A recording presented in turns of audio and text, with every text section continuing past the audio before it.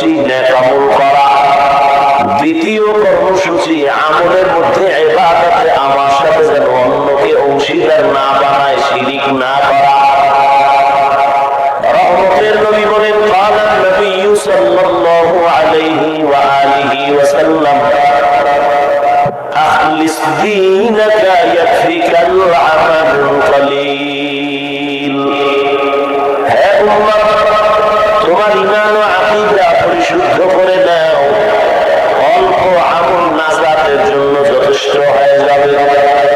বেশি আমল না অল্প?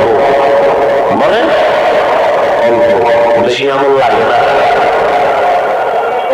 আয়াতের মধ্যেও আমলের উপরে গুরুত্ব, হাদিসের মধ্যেও আমলের উপরে গুরুত্ব। তবে বেশি আমল লাগবে না, অল্প, তবে আমলটা হতে হবে ইখলাসওয়ালা।